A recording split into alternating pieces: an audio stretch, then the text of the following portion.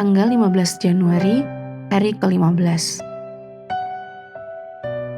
Bacaan Kejadian pasal 41 sampai pasal 44. Saudara-saudara Yusuf di Mesir. Garis besar, selama pemenjaraannya, Yusuf mendapatkan reputasi sebagai penafsir mimpi yang akurat. Akhirnya Yusuf mendapat kesempatan dalam menggunakan kemampuan yang diberikan Tuhan untuk menafsirkan mimpi buruk Firaun. Meskipun penafsiran itu tidak menyenangkan, tetapi tanggapan Firaun sangat mencengangkan. Yusuf menjadi Perdana Menteri negeri ini. Dia menjadi orang yang memiliki kekuasaan besar setelah Firaun sendiri. Dengan datangnya kelaparan di seluruh dunia, Yusuf menjadi administrator program bantuan Firaun untuk memenuhi tantangan kelaparan tersebut. Dengan posisi barunya ini, Yusuf dapat membalas kejahatan tersembunyi yang dilakukan saudara-saudaranya dengan kebenaran.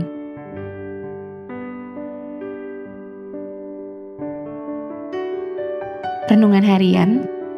Ada banyak keterampilan yang bisa Anda pelajari di sore hari, seperti cara mengganti oli mobil Anda atau memanggang kue. Keterampilan lain membutuhkan waktu lebih lama untuk dapat dikuasai. Misalnya bagaimana menyanyikan lagu dengan baik atau mengendarai mobil. Selain itu, ada juga keterampilan seperti bagaimana bekerja sama dengan orang lain yang akan Anda asah dan kembangkan seumur hidup Anda. Tetapi keterampilan yang paling penting yang perlu kita kuasai adalah bagaimana kita percaya akan janji Tuhan meski keadaan yang kita hadapi tidak menjanjikan. 13 tahun kehidupan Yusuf dihabiskan dalam ketidakjelasan di Mesir. Tapi itu semua bukanlah tahun-tahun yang sia-sia. Tuhan dalam kebijaksanaannya yang tidak terbatas, tahu bahwa pria yang muncul di pasal 41 akan berbeda dari pria yang tenggelam dalam pasal 37. Dunia dengan permasalahan di dalamnya adalah sarana untuk melatih Anda dalam panggilan Anda sebagai anak-anak Allah. Dengan dihadapkan pada permasalahan, ada beberapa orang yang tumbuh sayapnya sehingga dapat terbang. Sebaliknya ada juga orang yang ketika menghadapi permasalahan akan menjadi patah arang dan menjadi lemah. Dari dua tipe di atas, seperti apakah tipe Anda? Bacalah Yesaya pasal 40 ayat 31, dan dimanapun Anda bertemu dengan kata mereka, gantilah dengan nama Anda sendiri. Ini adalah janji yang ditujukan untuk Anda.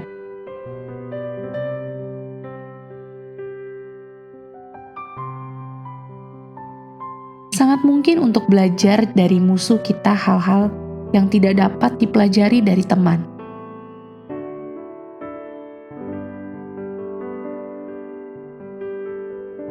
Pendalaman. Dari penjara ke istana dalam 1 hari. Kejadian pasal 41 ayat 40. Pada usia 17 tahun, Yusuf dijual menjadi budak di Mesir.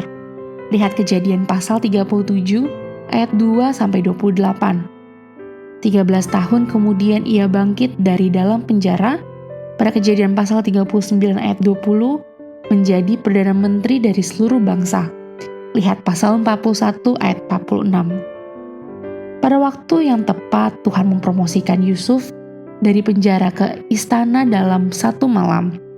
Lihat pasal 41 ayat 14-40. Ini semua adalah pengingat bagi kita bahwa Yusuf adalah lulusan sekolah iman yang diselenggarakan oleh Tuhan dan kelulusannya tergantung dari waktu Tuhan. Amin. Tuhan Yesus memberkati.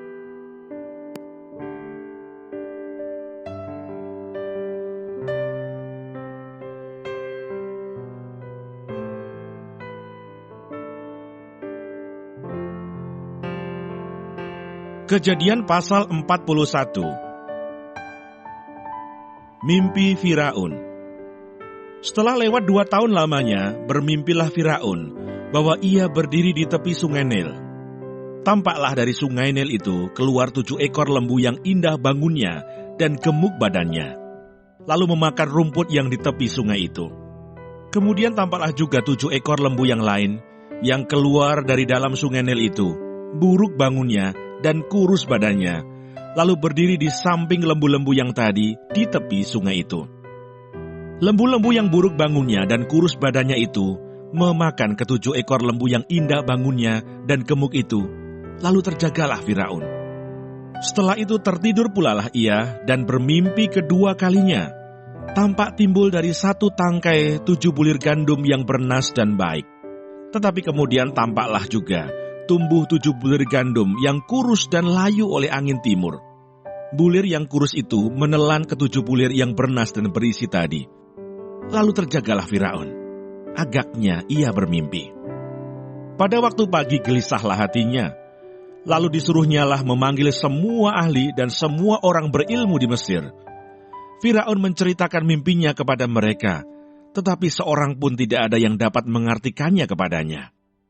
Lalu berkatalah kepala juru minuman kepada Firaun, "Hari ini aku merasa perlu menyebutkan kesalahanku yang dahulu. Waktu itu tuanku Firaun murka kepada pegawai-pegawainya dan menahan aku dalam rumah pengawal istana beserta dengan kepala juru roti. Pada satu malam juga kami bermimpi, aku dan kepala juru roti itu, masing-masing mempunyai mimpi dengan artinya sendiri. Bersama-sama dengan kami ada di sana seorang muda Ibrani, hamba kepala pengawal istana itu. Kami menceritakan mimpi kami kepadanya, lalu diartikannya kepada kami, mimpi kami masing-masing. Dan seperti yang diartikannya itu kepada kami, demikianlah pula terjadi. Aku dikembalikan ke dalam pangkatku, dan kepala juru roti itu digantung." Kemudian Firaun menyuruh memanggil Yusuf. Segeralah ia dikeluarkan dari tutupan, ia bercukur dan berganti pakaian, lalu pergi menghadap Firaun. Berkatalah Firaun kepada Yusuf, "Aku telah bermimpi, dan seorang pun tidak ada yang dapat mengartikannya. Tetapi telah kudengar tentang engkau. Hanya dengan mendengar mimpi saja, engkau dapat mengartikannya." Yusuf menyaut Firaun, "Bukan sekali-kali aku, melainkan Allah juga yang akan memberitakan kesejahteraan kepada tuanku Firaun." Lalu berkatalah Firaun kepada Yusuf, "Dalam mimpiku itu, aku berdiri di tepi sungai Nil. Lalu tampaklah dari sungai Nil itu keluar 7 ekor lembu yang gemuk badannya dan indah bentuknya dan makan rumput yang di tepi sungai itu. Tetapi kemudian tampaklah juga keluar 7 ekor lembu yang lain, kulit pemalu tulang, sangat buruk bangunnya dan kurus badannya. Tidak pernah kulihat yang seburuk itu di seluruh tanah Mesir.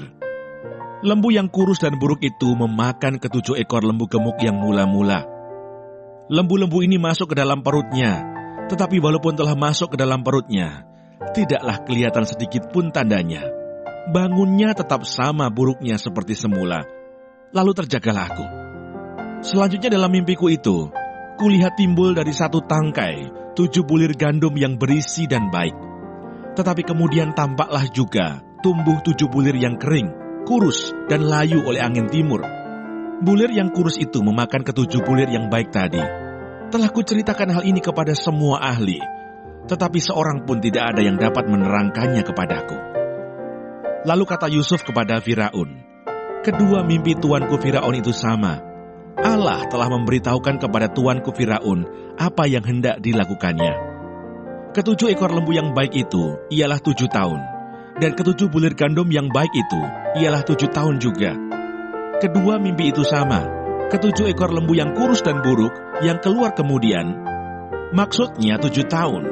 Demikian pula ke-7 bulir gandum yang hampa dan layu oleh angin timur itu, maksudnya akan ada 7 tahun kelaparan. Inilah maksud perkataanku ketika aku berkata kepada tuanku Firaun, Allah telah memperlihatkan kepada tuanku Firaun apa yang hendak dilakukannya. Ketahuilah tuanku, akan datang 7 tahun kelimpahan di seluruh tanah Mesir. Kemudian akan timbul 7 tahun kelaparan. Maka akan dilupakan segala kelimpahan itu di tanah Mesir. Karena kelaparan itu mengurus keringkan negeri ini. Sesudah itu akan tidak kelihatan lagi bekas-bekas kelimpahan di negeri ini karena kelaparan itu, sebab sangat hebatnya kelaparan itu. Sampai 2 kali mimpi itu diulangi bagi tuanku Firaun, berarti hal itu telah ditetapkan oleh Allah dan Allah akan segera melakukannya. Oleh sebab itu, baiklah tuanku Firaun mencari seorang yang berakal budi dan bijaksana dan mengangkatnya menjadi kuasa atas tanah Mesir. Baiklah juga tuanku Firaun berbuat begini, yakni menempatkan penilik-penilik atas negeri ini, dan dalam ke-7 tahun kelimpahan itu memungut 1/5 dari hasil tanah Mesir. Mereka harus mengumpulkan segala bahan makanan dalam tahun-tahun baik yang akan datang ini, dan di bawah kuasa tuanku Firaun, menimbun gandum di kota-kota sebagai bahan makanan, serta menyimpannya. Demikianlah segala bahan makanan itu menjadi persediaan untuk negeri ini dalam ke-7 tahun kelaparan yang akan terjadi di tanah Mesir, supaya negeri ini jangan binasa karena kelaparan itu. Yusuf di Mesir sebagai penguasa. Usul itu dipandang baik oleh Firaun dan oleh semua pegawainya. Lalu berkatalah Firaun kepada para pegawainya, "Mungkinkah kita mendapat orang seperti ini, seorang yang penuh dengan roh Allah?" Kata Firaun kepada Yusuf, "Oleh karena Allah telah memberitahukan semuanya ini kepadamu, tidaklah ada orang yang demikian berakal budi dan bijaksana seperti engkau. Engkaulah menjadi kuasa atas istanaku, dan kepada perintahmu seluruh rakyatku akan taat. Hanya tahta inilah kelebihanku daripadamu." Selanjutnya Firaun berkata kepada Yusuf, "Dengan ini aku melantik engkau menjadi kuasa atas seluruh tanah Mesir." Sesudah itu Firaun menanggalkan cincin meterainya dari jarinya dan mengenakannya pada jari Yusuf. Dipakaikannya lah kepada Yusuf pakaian daripada kain halus, dan digantungkannya kalung emas pada lehernya. Lalu Firaun menyuruh menaikkan Yusuf dalam keretanya yang kedua, dan berserulah orang di hadapan Yusuf, "Hormat!" Demikianlah Yusuf dilantik oleh Firaun menjadi kuasa atas seluruh tanah Mesir. Berkatalah Firaun kepada Yusuf, "Akulah Firaun, tetapi dengan tidak setahumu, seorang pun tidak boleh bergerak di seluruh tanah Mesir." Lalu Firaun menamai Yusuf Safnat Paaneah, serta memberikan Asnat, anak Potifera, imam di On, kepadanya menjadi istrinya. Demikianlah Yusuf muncul sebagai kuasa atas seluruh tanah Mesir. Yusuf berumur 30 tahun ketika ia menghadap Firaun, raja Mesir itu. Maka pergilah Yusuf dari depan Firaun, lalu dikelilinginya seluruh tanah Mesir. Tanah itu mengeluarkan hasil bertumpuk-tumpuk dalam ke-7 tahun kelimpahan itu. Maka Yusuf mengumpulkan segala bahan makanan ke-7 tahun kelimpahan yang ada di tanah Mesir, lalu disimpannya di kota-kota. Hasil daerah sekitar tiap-tiap kota disimpan di dalam kota itu. Demikianlah Yusuf menimbun gandum seperti pasir di laut, sangat banyak, sehingga orang berhenti menghitungnya karena memang tidak terhitung. Sebelum datang tahun kelaparan itu, lahirlah bagi Yusuf 2 orang anak laki-laki yang dilahirkan oleh Asnat, anak Potifera, imam di On. Yusuf memberi nama Manasye kepada anak sulungnya itu, sebab katanya, "Allah telah membuat aku lupa sama sekali kepada kesukaranku dan kepada rumah bapakku." Dan kepada anaknya yang kedua diberinya nama Efraim, sebab katanya, "Allah membuat aku mendapat anak dalam negeri kesengsaraanku." Setelah lewat ke-7 tahun kelimpahan yang ada di tanah Mesir itu, mulailah datang 7 tahun kelaparan seperti yang telah dikatakan Yusuf. Dalam segala negeri ada kelaparan, tetapi di seluruh negeri Mesir ada roti. Ketika seluruh negeri Mesir menderita kelaparan dan rakyat berteriak meminta roti kepada Firaun, berkatalah Firaun kepada semua orang Mesir, "Pergilah kepada Yusuf, perbuatlah apa yang akan dikatakannya kepadamu." Kelaparan itu merajalela di seluruh bumi. Maka Yusuf membuka segala lumbung dan menjual gandum kepada orang Mesir, sebab makin hebat kelaparan itu di tanah Mesir. Juga dari seluruh bumi datanglah orang ke Mesir untuk membeli gandum dari Yusuf, sebab hebat kelaparan itu di seluruh bumi. Kejadian pasal 42. Saudara-saudara Yusuf pergi ke Mesir. Setelah Yakub mendapat kabar bahwa ada gandum di Mesir, berkatalah ia kepada anak-anaknya, Mengapa kamu berpandang-pandangan saja? Lagi katanya, telah kudengar bahwa ada gandum di Mesir. Pergilah ke sana dan belilah gandum di sana untuk kita, supaya kita tetap hidup dan jangan mati. Lalu pergilah 10 orang saudara Yusuf untuk membeli gandum di Mesir. Tetapi Yakub tidak membiarkan Benyamin, adik Yusuf, pergi bersama-sama dengan saudara-saudaranya, sebab pikirnya, jangan-jangan ia ditimpa kecelakaan nanti. Jadi di antara orang yang datang membeli gandum, terdapatlah juga anak-anak Israel, sebab ada kelaparan di tanah Kanaan. Sementara itu Yusuf telah menjadi mangku bumi di negeri itu. Dialah yang menjual gandum kepada seluruh rakyat negeri itu. Jadi ketika saudara-saudara Yusuf datang, kepadanya lah mereka menghadap dan sujud dengan mukanya sampai ke tanah. Ketika Yusuf melihat saudara-saudaranya, segeralah mereka dikenalnya. Tetapi ia berlaku seolah-olah ia seorang asing kepada mereka. Ia menegur mereka dengan membentak, katanya, "Dari mana kamu?" Jawab mereka, "Dari tanah Kanaan untuk membeli bahan makanan." Memang Yusuf mengenal saudara-saudaranya itu, tetapi dia tidak dikenal mereka. Lalu teringatlah Yusuf akan mimpi-mimpinya tentang mereka.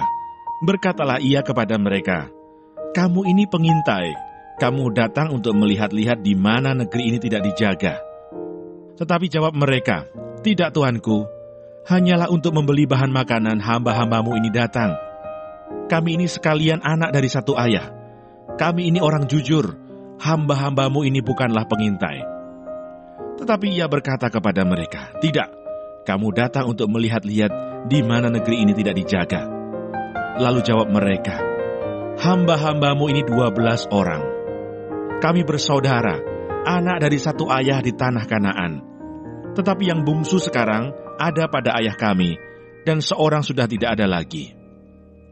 Lalu kata Yusuf kepada mereka, "Sudahlah, seperti telah kukatakan kepadamu tadi, kamu ini pengintai. Dalam hal ini juga kamu harus diuji. Demi hidup Firaun, kamu tidak akan pergi dari sini jika saudaramu yang bungsu itu tidak datang kemari. Suruhlah seorang daripadamu untuk menjemput adikmu itu. Tetapi kamu ini harus tinggal terkurung di sini. Dengan demikian perkataanmu dapat diuji apakah benar, dan jika tidak, demi hidup Firaun, sungguh-sungguhlah kamu ini pengintai." Dan dimasukkannya lah mereka bersama-sama ke dalam tahanan 3 hari lamanya. Pada hari yang ketiga berkatalah Yusuf kepada mereka, "Buatlah begini, maka kamu akan tetap hidup. Aku takut akan Allah. Jika kamu orang jujur, biarkanlah dari kamu bersaudara tinggal seorang terkurung dalam rumah tahanan.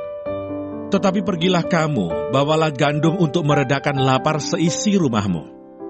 Tetapi saudaramu yang bungsu itu haruslah kamu bawa kepadaku, supaya perkataanmu itu ternyata benar dan kamu jangan mati." Demikianlah diperbuat mereka. Mereka berkata seorang kepada yang lain, "Betul-betullah kita menanggung akibat dosa kita terhadap adik kita itu. Bukankah kita melihat bagaimana sesak hatinya ketika ia memohon belas kasihan kepada kita, tetapi kita tidak mendengarkan permohonannya. Itulah sebabnya kesesakan ini menimpa kita."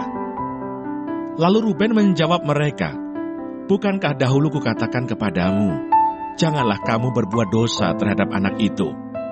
Tetapi kamu tidak mendengarkan perkataanku. Sekarang darahnya dituntut daripada kita." Tetapi mereka tidak tahu bahwa Yusuf mengerti perkataan mereka, sebab mereka memakai seorang juru bahasa. Maka Yusuf mengundurkan diri dari mereka lalu menangis. Kemudian ia kembali kepada mereka dan berkata-kata dengan mereka. Ia mengambil Simeon dari antara mereka, lalu disuruh belenggu di depan mata mereka. Sesudah itu Yusuf memerintahkan bahwa tempat gandum mereka akan diisi dengan gandum, dan bahwa uang mereka masing-masing akan dikembalikan ke dalam karungnya, serta bekal mereka di jalan akan diberikan kepada mereka. Demikianlah dilakukan orang kepada mereka itu. Sesudah itu mereka pun memuat gandum itu ke atas keledai mereka, lalu berangkat dari situ. Ketika seorang membuka karungnya untuk memberi makan keledainya di tempat bermalam, dilihatnyalah uangnya ada di dalam mulut karungnya.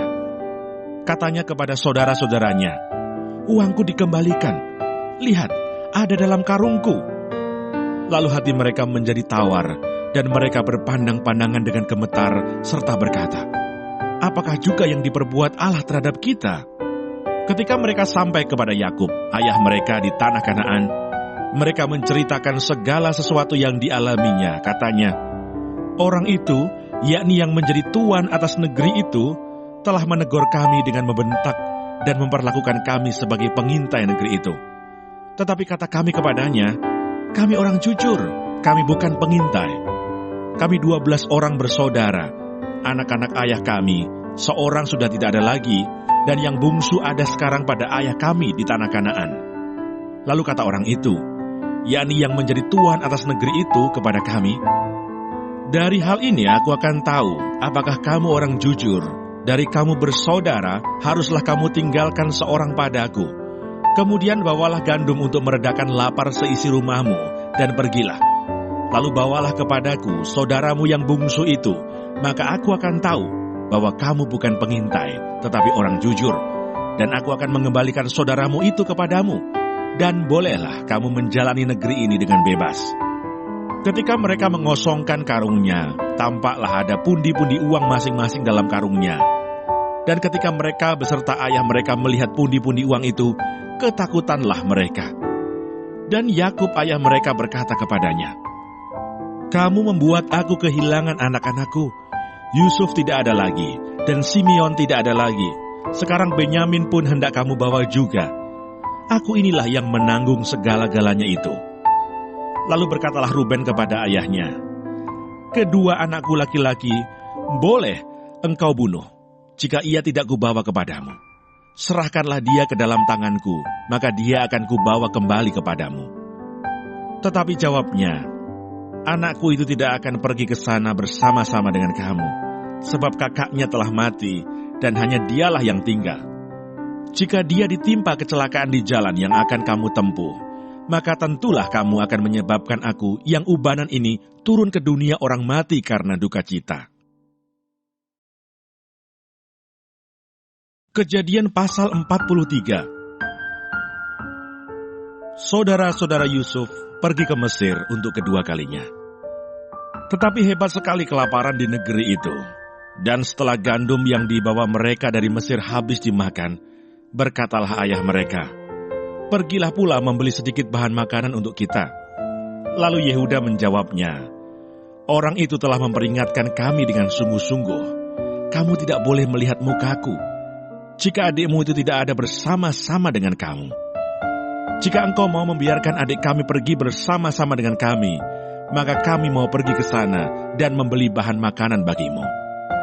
Tetapi jika engkau tidak mau membiarkan dia pergi, maka kami tidak akan pergi ke sana, sebab orang itu telah berkata kepada kami, "Kamu tidak boleh melihat mukaku, dan jika adikmu itu tidak ada bersama-sama dengan kamu."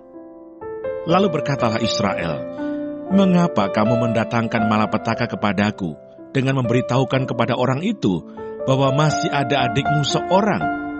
Jawab mereka, "Orang itu telah menanyai kami dengan seksama tentang kami sendiri dan tentang sanak saudara kita. Masih hidupkah ayahmu? Adakah adikmu lagi?" Dan kami telah memberitahukan semuanya kepadanya seperti yang sebenarnya. Bagaimana kami dapat menduga bahwa ia akan berkata, "Bawalah kemari adikmu itu"? Lalu berkatalah Yehuda kepada Israel ayahnya, "Biarkanlah anak itu pergi bersama-sama dengan aku. Maka kami akan bersiap dan pergi, supaya kita tetap hidup dan jangan mati. Baik kami maupun engkau dan anak-anak kami. Akulah yang menanggung dia. Engkau boleh menuntut dia daripadaku, jika aku tidak membawa dia kepadamu dan menempatkan dia di depanmu. Maka akulah yang berdosa terhadap engkau untuk selama-lamanya. Jika kita tidak berlambat-lambat, maka tentulah kami sekarang sudah 2 kali pulang." Lalu Israel ayah mereka berkata kepadanya, "Jika demikian, perbuatlah begini. Ambillah hasil yang terbaik dari negeri ini dalam tempat gandummu, dan bawalah kepada orang itu sebagai persembahan. Sedikit balsam dan sedikit madu, damar dan damar ladan, buah kemiri dan buah badam. Dan bawalah uang 2 kali lipat banyaknya. Uang yang telah dikembalikan ke dalam mulut karung-karungmu itu haruslah kamu bawa kembali. Mungkin itu suatu kekilafan. Bawalah juga adikmu itu, bersiaplah dan kembalilah pula kepada orang itu. Allah yang Maha Kuasa kiranya membuat orang itu menaruh belas kasihan kepadamu, supaya ia membiarkan saudaramu yang lain itu beserta Benyamin kembali. Mengenai aku ini, jika terpaksa aku kehilangan anak-anakku, biarlah juga kehilangan. Lalu orang-orang itu mengambil persembahan itu, dan mengambil uang 2 kali lipat banyaknya, beserta Benyamin juga. Mereka bersiap dan pergi ke Mesir. Kemudian berdirilah mereka di depan Yusuf. Ketika Yusuf melihat Benyamin bersama-sama dengan mereka, berkatalah ia kepada kepala rumahnya, "Bawalah orang-orang ini ke dalam rumah, sembelihlah seekor hewan dan siapkanlah itu, sebab orang-orang ini akan makan bersama-sama dengan aku pada tengah hari ini." Orang itu melakukan seperti yang dikatakan Yusuf, dan dibawanya lah orang-orang itu ke dalam rumah Yusuf. Lalu ketakutanlah orang-orang itu, karena mereka dibawa ke dalam rumah Yusuf. Kata mereka, "Yang menjadi sebab kita dibawa ke sini ialah perkara uang yang dikembalikan ke dalam karung kita pada mulanya itu, supaya kita disergap dan ditangkap, dan supaya kita dijadikan budak dan keledai kita diambil." Karena itu mereka mendekati kepala rumah Yusuf itu dan berkata kepadanya di depan pintu rumah, "Mohon bicara Tuan, kami dahulu datang kemari untuk membeli bahan makanan. Tetapi ketika kami sampai ke tempat bermalam dan membuka karung kami, tampaklah uang kami masing-masing dengan tidak kurang jumlahnya ada di dalam mulut karung. Tetapi sekarang kami membawanya kembali. Uang lain kami bawa juga kemari untuk membeli bahan makanan. Kami tidak tahu siapa yang menaruh uang kami itu ke dalam karung kami." Tetapi jawabnya, "Tenang sajalah, jangan takut. Allahmu dan Allah bapamu telah memberikan kepadamu harta terpendam dalam karungmu. Uangmu itu telah kuterima." Kemudian dikeluarkannyalah Simeon dan dibawanya kepada mereka. Setelah orang itu membawa mereka ke dalam rumah Yusuf, diberikannya air supaya mereka membasuh kaki, juga keledai mereka diberinya makan.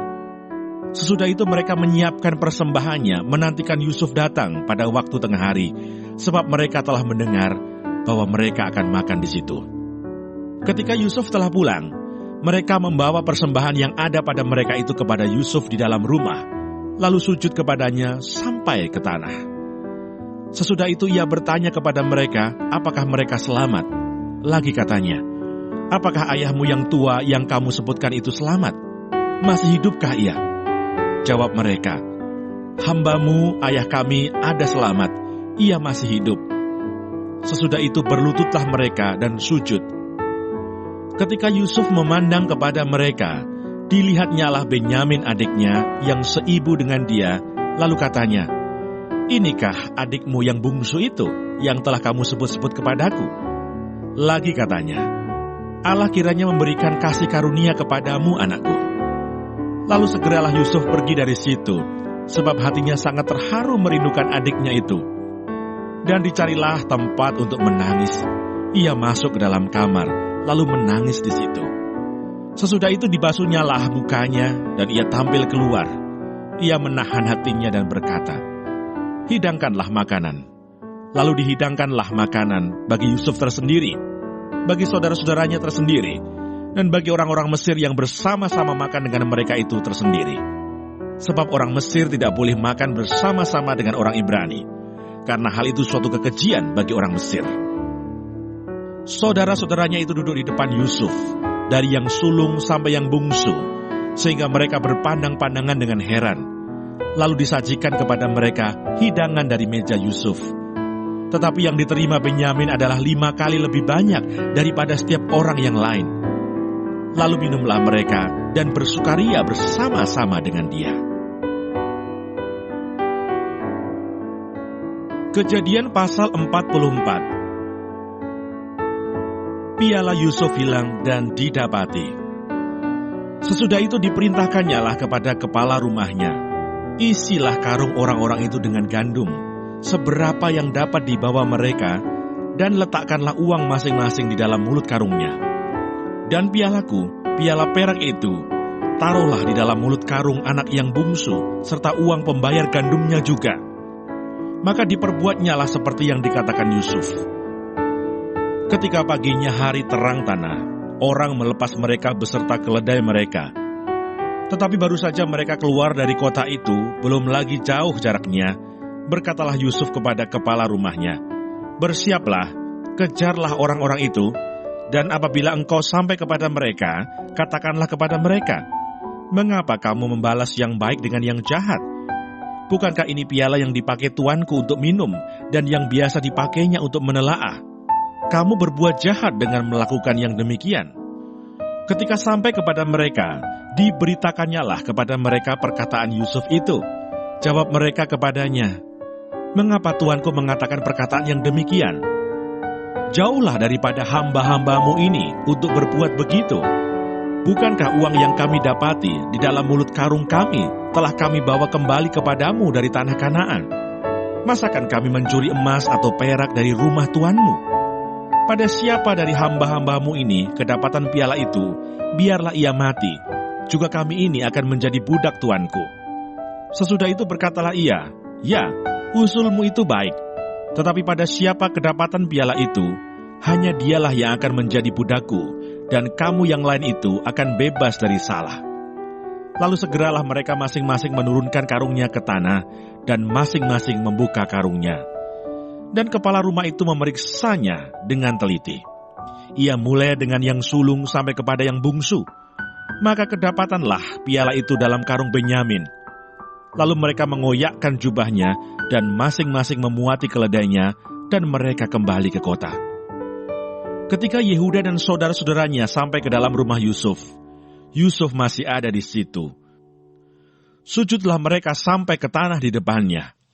Berkatalah Yusuf kepada mereka, "Perbuatan apakah yang kamu lakukan ini? Tidakkah kamu tahu bahwa seorang yang seperti aku ini pasti dapat menelaah?" Sesudah itu berkatalah Yehuda, "Apakah yang akan kami katakan kepada tuanku? Apakah yang akan kami jawab? Dan dengan apakah kami akan membenarkan diri kami? Allah telah memperlihatkan kesalahan hamba-hambamu ini. Maka kami ini budak tuankulah kami, baik kami maupun orang pada siapa kedapatan piala itu." Tetapi jawabnya, "Jauhlah daripadaku untuk berbuat demikian. Pada siapa kedapatan piala itu, dialah yang akan menjadi budakku. Tetapi kamu ini, pergilah kembali dengan selamat kepada ayahmu." Yehuda membela Benyamin. Lalu tampillah Yehuda mendekatinya dan berkata, "Mohon bicara tuanku.